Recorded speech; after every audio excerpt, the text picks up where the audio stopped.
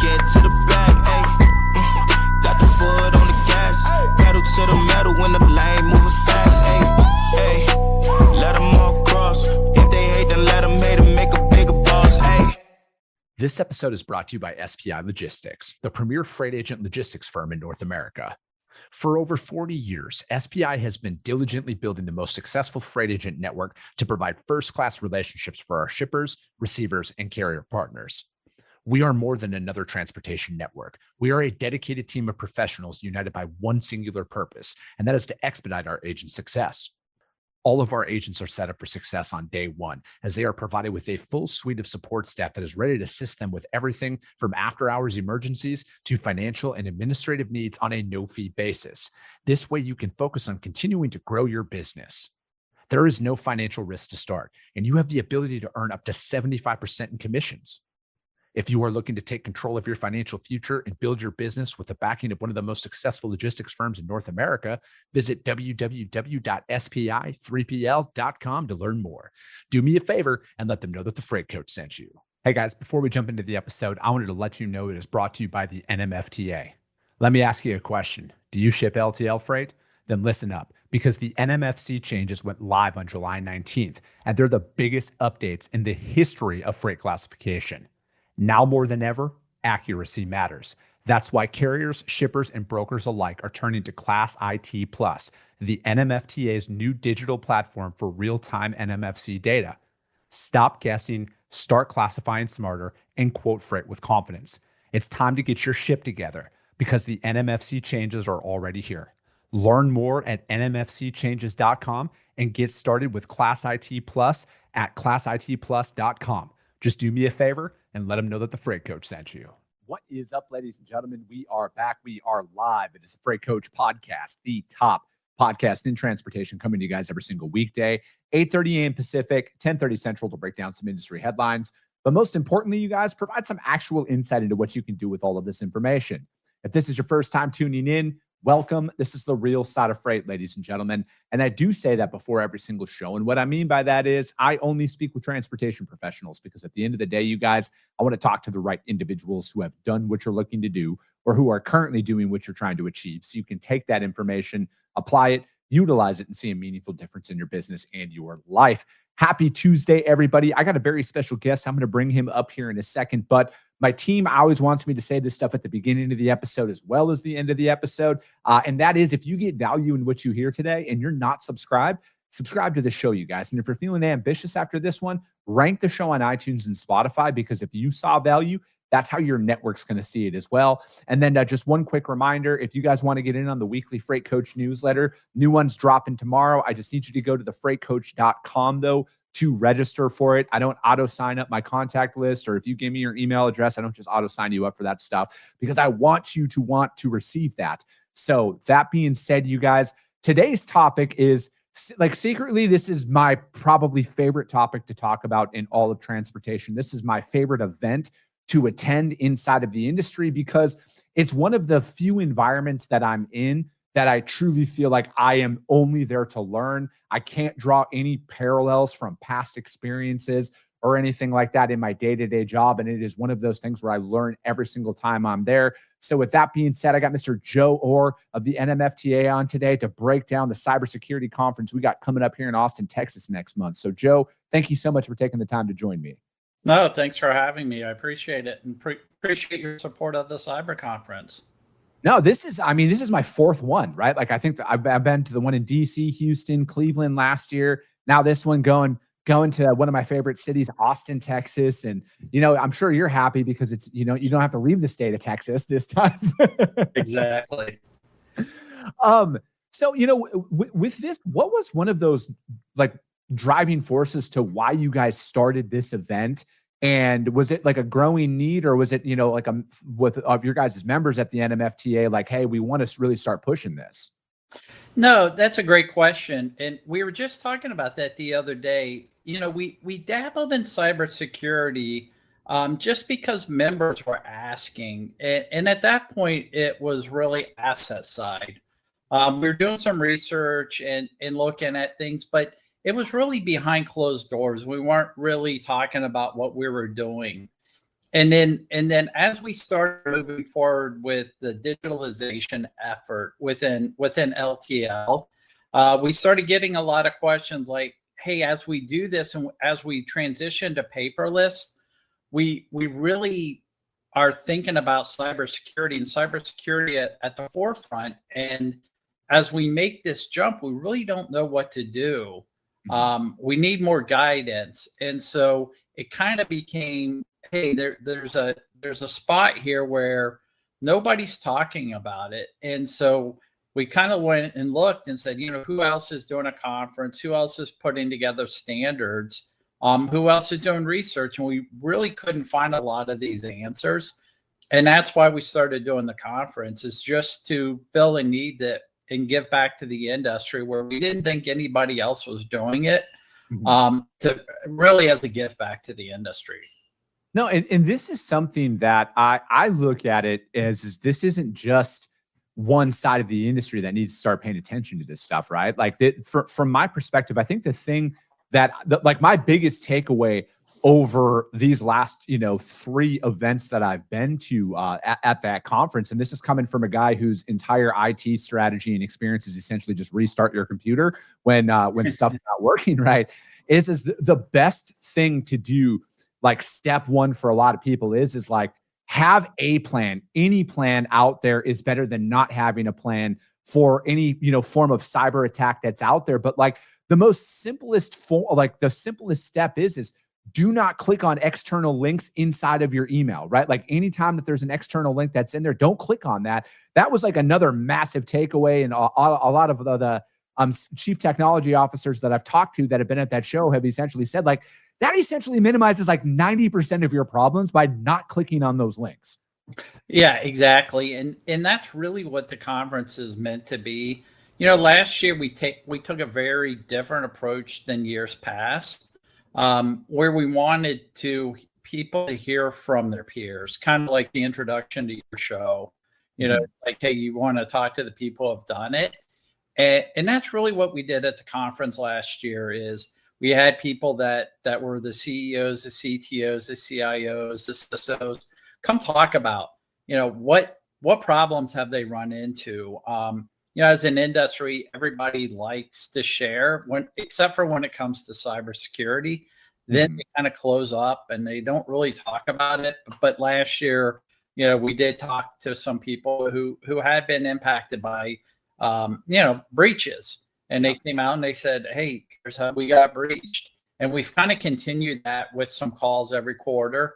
And that's what we're going to talk about. And then in October in Austin, one of the things we're going to talk about is the cyber impact of cargo theft. Yeah. And we're going to talk about that aspect of it. And so we're going to hear from people impacted by cargo theft. We're going to hear from the experts, but then we're also going to hear from law enforcement and why it's so challenging.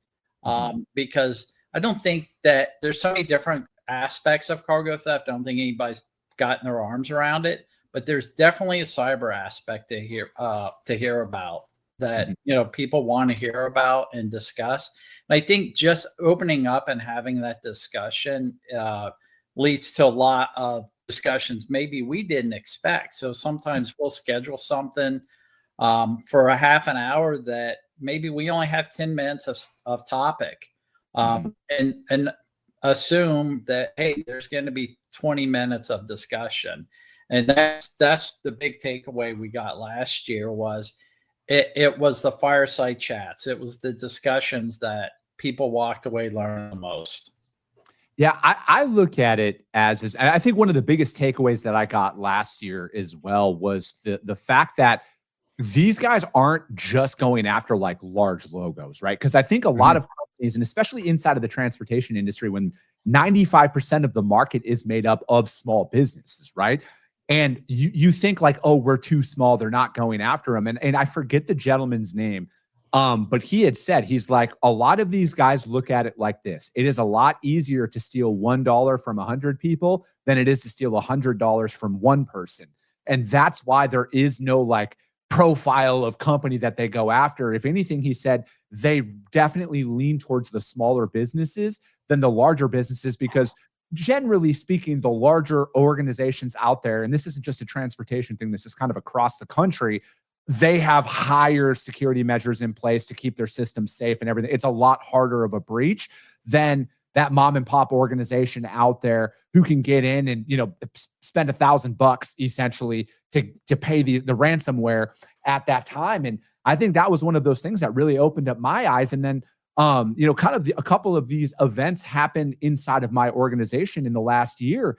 And it was the too good to be true email that came in. And as a sales rep, and especially in a down freight market, Joe, like we're in right now, right? People are looking for new freight opportunities everywhere. And one of them, I got an inbound email like 2 months ago.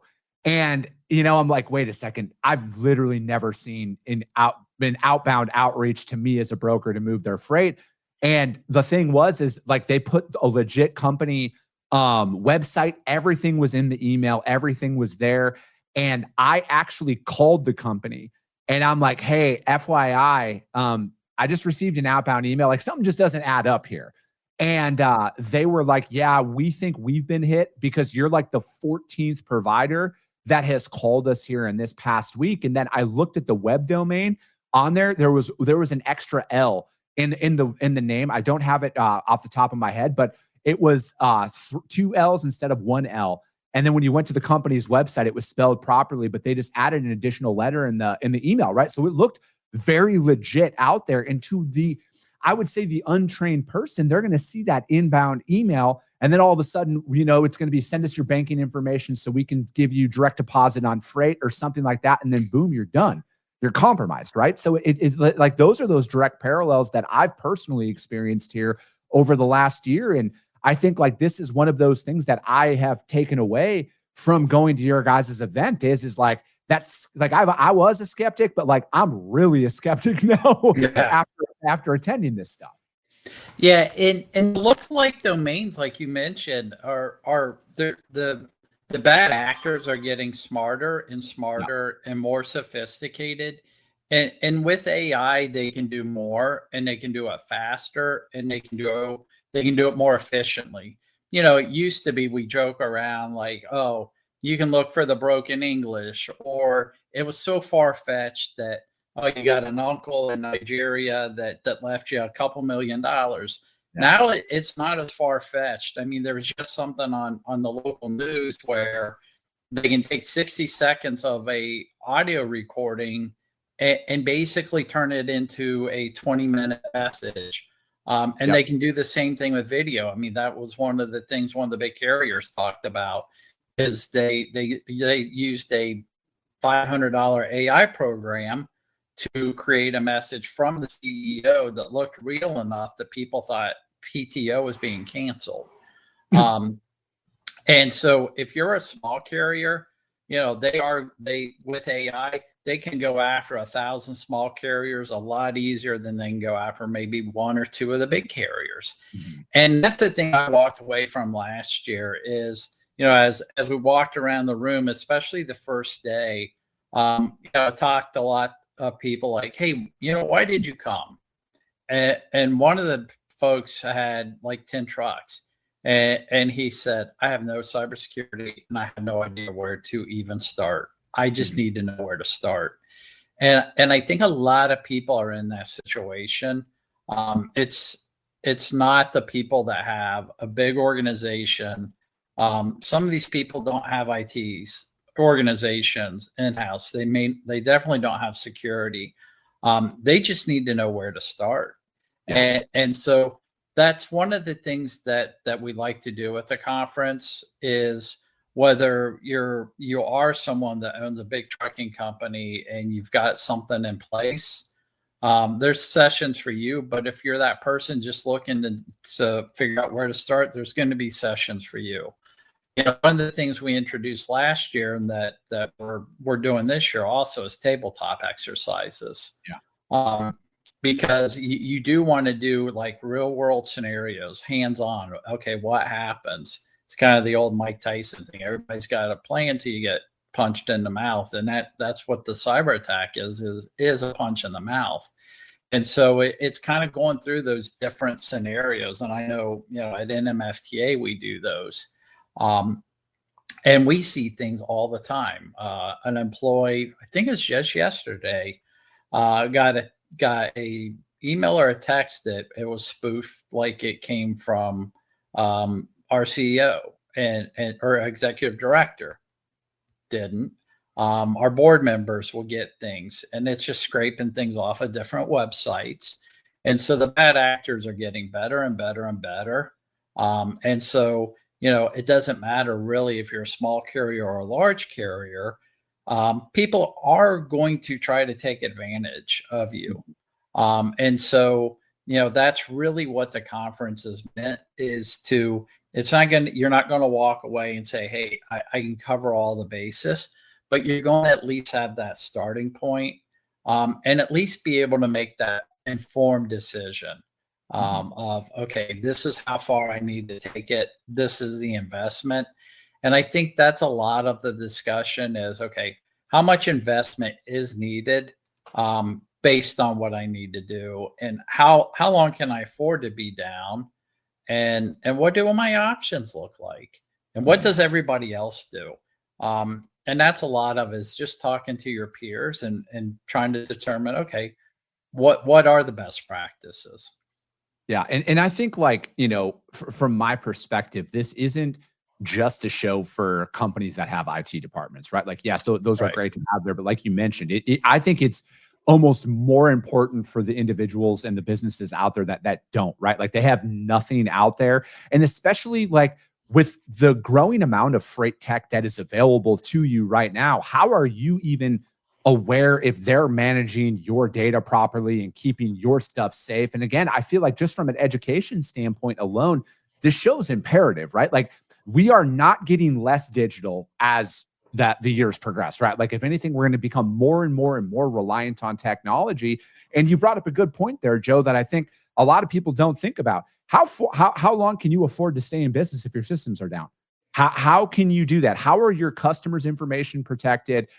All of that stuff. It's an overarching thing. And you brought up the AI video and stuff out there about a CEO saying, canceling PTO and stuff like that. It's only going to get easier, right? Like, it's only going to get easier for these guys to go in there, and especially with AI. And so it's like, how can some potential attendee learn more about AI and cyber inside of their organization, as every new company inside of freight tech is an AI tech company? Yeah, and like for us, we have, anytime AI is deployed or launched or looked at, we have a checklist, and you have to go through that. And one of the things that you'll find in this conference is free tools. And I think, we don't use a conference to say, hey, buy this, buy this, buy this. We'll point you to some free utilities. And so one of the things that we just created is the vendor checklist, and it includes things related to AI. And if you look at that vendor checklist, it's really things to think about, questions to ask, but also it's a good basis for AI or non-AI. And like you said, you're only as strong as your weakest link. And that weakest link may be AI, it may be your telematics, it may be video-based safety, it may be the green screen down that glows. It may be your TMS provider. You don't know. And so the vendor checklist is that we provide on our website, I think it's just something we recently released.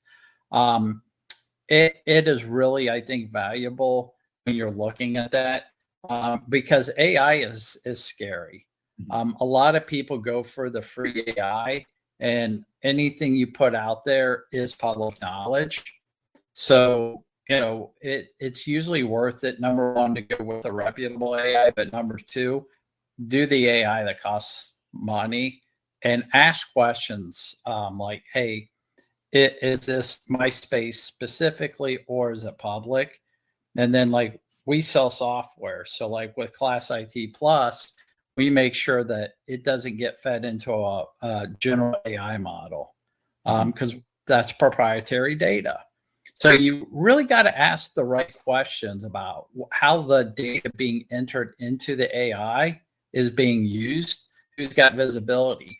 Because, like, say for example, you've got a group of developers and they're putting code into AI. That code you don't want to become public knowledge. Or let's say you have accountants and they're putting spreadsheets and formulas into AI. All of a sudden that becomes public knowledge. So you really got to ask the right questions. And, part of that vendor checklist is, what questions do you ask? How do you vet the vendors? And how do you make sure that your data stays secure? So is there going to be, like, with all that being said, how many sessions or are potential attendees going to be able to, like, what can they expect to take away from, like, building that human firewall, right? Like that initial, like, we don't have a response training or we have no training at all awareness to it. Is that going to be like a couple of sessions dedicated to that, of like an incident of like, hey, this is how we stop a lot of that from evolving? Yeah. One of the sessions that we're doing that I'm really excited about is, it's called When Seconds Count. And it's experts talking about incident response. And these are people that's what they do. And they'll talk about why it's so important. And last year you heard from people, one person worked with insurance, one person didn't. And so, it's not a one size all, but there's a session called When Seconds Count. That's really important. And then we're also talking about, you had mentioned phishing. So we'll talk about that. We'll talk about, on the cargo theft side, some lessons learned. And I think that's really important, like you said, as far as response time. And then that's all on Monday. And then on Tuesday, one of the things that I mentioned was the tabletops. So we're going to lead something where we walk through the process of a business risk assessment, and how do you generate what's called a risk register for your business, and conduct a tabletop business continuity exercise. And so, that's something that you walk out of this with. You walk out of the conference with, hey, this is what I put together.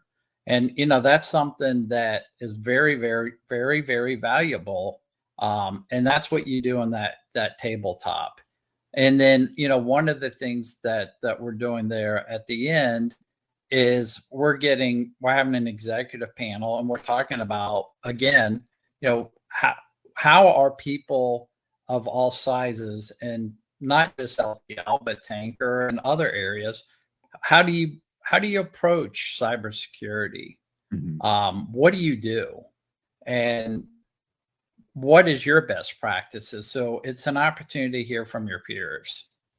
Yeah. And that, to me, like, I would say, a word collaboration comes to mind, is like another big takeaway from a lot of those previous events that I've been to. And, it seems like there's an emphasis on that right there, right? Like, it doesn't matter what size company you're at. Like, let's sit down, let's talk. What are we doing here? How are we stopping these? Because it is like a collective, right? At the end of the day, because I think most companies have that, mindset of at this point, it's not if, it's when it happens. How do we become better prepared for it? How do we minimize any potential threat?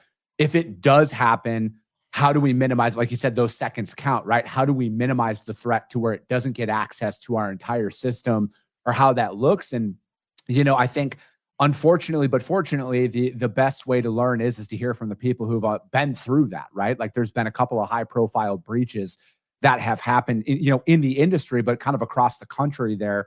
And I remember, I think it was last year, or maybe it was 2 years ago, when the gentleman, I believe they were from Target or something like that, was there, and he used to work for Target, and his company does like phishing stuff now, or they're a cyber threat company out there, kind of hearing from him and like learning from that stuff. And, to tie a parallel in, I believe it was like a controller wired millions of dollars for this business because they received a fake phishing from the CEO or CFO or somebody like authorizing it, and it went to some offshore account or something like that. And, so again, it's like, it's learning from a lot of this stuff because it's only going to become more and more advanced and harder to catch, I think. And I just think that having that awareness is often overlooked in a lot of businesses, right? I feel like as proactive as freight can be, I think it's also very reactive in a lot of situations. And again, a lot of this is you can minimize your exposure by attending a simple event like this and learning from people and companies who have robust systems in place already that keep their businesses safe. And again, like, you can be that individual who doesn't have anything, and you can go in there and people are going to give you the time of day. You're going to have these roundtables, these tabletop discussions about what to do and what to implement. So this isn't hey, we have nothing, I don't know if I should be there. I feel like you should be there more than anyone at that point. Yeah, and agreed. And it is, we purposely keep it small. This isn't something where you're going to get 500-600 people. We purposely keep it under 150. It's also not a show full of booths and salespeople. Even that we do have sponsors, but even the sponsors I'm excited about because they send their technical people. And then they actually attend the sessions and they participate in the sessions. And I know last year, and I've done some prep calls with them this year, is, it's usually people we work with and we've got relationships with, and they're from the industry. And so it's not, they're not there really to just sell. They're there to learn, and they're there also to give back. Which makes it very, beneficial. And that's what I heard from the vendors that attended last year that I've talked to this year is, hey, I'm going to send a few more people because we got a lot out of it. And again, not, they're talking about from a knowledge perspective. And that's the most important thing, is just the opportunity to exchange ideas and say, hey, what do you do here? What do you do there? And we're also talking about maybe the things that, haven't happened. As we've talked about, that as we go towards paperless, that there's a lot in the truck. So we'll also be looking at that. We've got some folks from OEM side, manufacturer side, and we'll be talking about, as these trucks become more automated and they have more sensors, that's more opportunity for the bad actors to do things. And so, how do we prevent that? And so, we'll be talking about that. And that's something, that not all the OEMs and not all the manufacturers are willing to do. So the ones that do show up, again, kudos to them for being willing to participate in the discussion. And so we're doing some fun things around that also with these guys. Yeah, I'll never forget that in Houston when Ben hacked that truck. That was wild. That was one of the most, I would say that was one of the most insane things I've ever experienced. I'm not just trying to overstate it or anything like that, but when you think about it, guys, and like hearing Ben he's with the NMFTA, you guys, and in hearing him explain how easy it can be, and like how in close proximity and stuff like that, and kind of breaking down that, and then seeing him go in and hack a truck live, like, again, like as Joe had mentioned there, you guys, with more sensors and more components that are added on to these trucks, it's going to become more and more of a real threat out there. And that's another thing too. If you own a fleet, hearing from your OEM and everything, firsthand what they're doing, again, this is a must attend event, if I'm being honest. And to Joe's point about it's an intimate event. It's not going to have your typical vendor booth floor and stuff like that at the scale of some of the other industry conferences that you're at. It is very education packed, and it's very invaluable, I think, for anybody of any tech background to go and attend. But Joe, I'm going to put the link for how people can register for the conference out there. Do you have any way that people can go? Just go to your guys' website to check it out, or? Yeah, go to cyber.NMFTA nmfta.org. And it's October 26th through the 28th in Austin. You could also reach out to me in LinkedIn, or anybody at NMFTA in LinkedIn, or just go to nmfta.org, but reach out to us and we'll get you registered. And again, it's a very, very fun conference, lots of knowledge, and you'll actually walk away with something you can implement the next day. No, I agree with that. And you guys check it out. Austin's a great city. If you're a barbecue fan, it's worth it just for that alone. And you get to learn a lot about cybersecurity out there. I'll put all those links out there in the show notes, you guys. And if you guys can't find Joe or anybody at the NMFTA, hit me up. I will gladly put you guys in contact with them. But that's going to be it for today, ladies and gentlemen. As always, if you got value in what you heard, subscribe to the show, you guys. And if you're feeling ambitious, rank the show on iTunes and Spotify, because if you saw value, your network's going to see it as well. I appreciate you guys. I love you guys, and we'll be talking to you soon.